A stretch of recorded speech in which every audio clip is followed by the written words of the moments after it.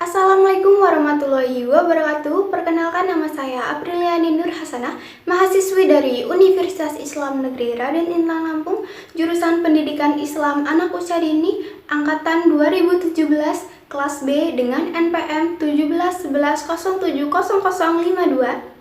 Di sini saya akan menjelaskan mengenai pendekatan pengembangan spiritual bagi anak usia dini untuk memenuhi tugas metode pengembangan moral spiritual bagi anak usia dini dari Ibu Gustiana MPD.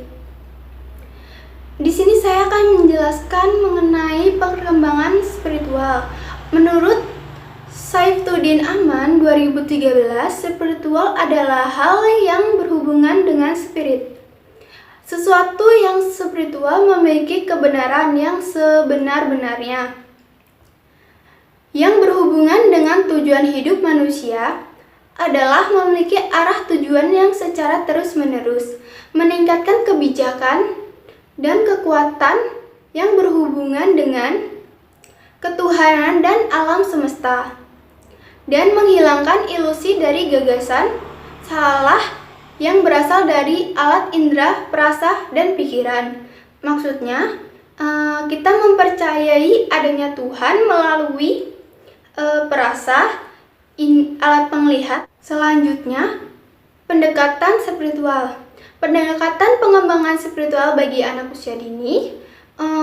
Kecerdasan spiritual dapat dikembangkan sejak anak berusia dini melalui beberapa cara, seperti orang tua memberikan informasi dengan baik dan benar kepada anak melalui penjelasan yang sangat sederhana, seperti mencontohkan anak mengenai hidup manusia dari kecil hingga dewasa dan akhirnya meninggal dunia. Selanjutnya, prinsip-prinsip pengembangan spiritual anak usia dini. Yang pertama ada pengalaman belajar. Timbul ketika anak aktif dalam kegiatan belajar. Yang kedua, belajar aktif. Maksudnya anak berpeluang dan berkesempatan untuk merasakan manfaat dari pengalaman belajar. Yang ketiga, belajar proses. Adalah suatu proses anak untuk mencapai sesuatu, seperti anak melakukan pengamatan, menghitung, mengelompokkan, dan mengkomunikasikan secara verbal atas apa yang diamatinya. Selanjutnya ada bentuk-bentuk kegiatan dalam pengembangan spiritual. Yang pertama, pengenalan keesaan Allah. Yang kedua, pengenalan kebesaran Allah. Yang ketiga, mencintai Allah. Yang keempat, berdoa setiap hari. Yang kelima, belajar sholat. Yang keenam, mencintai binatang. Yang ketujuh, mencintai tumbuh-tumbuhan. Yang kedelapan, jujur. Yang kesembilan, sopan. Dan yang kesepuluh, santun.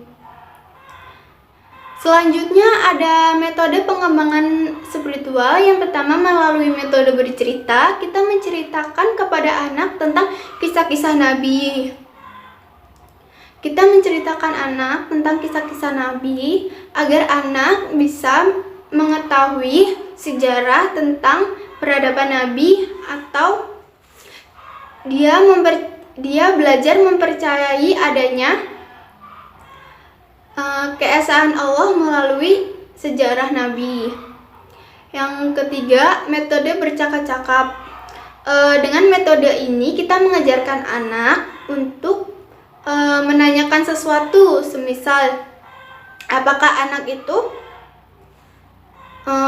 sudah bisa melakukan berwudu atau berdoa sebelum makan. Nah, seperti itu. Selanjutnya, metode karya wisata. Metode ini digunakan untuk mengajak anak ke suatu tempat tertentu untuk melihat objek-objek tertentu tentang sesuatu yang terjadi, seperti masjid atau perbedaan agama yang lain.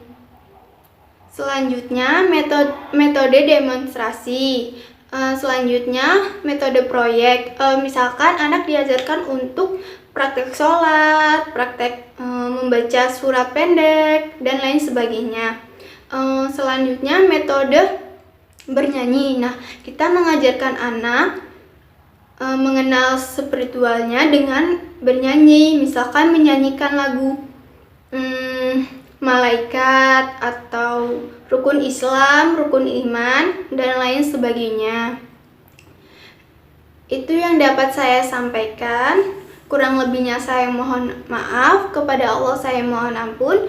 Wassalamualaikum warahmatullahi wabarakatuh.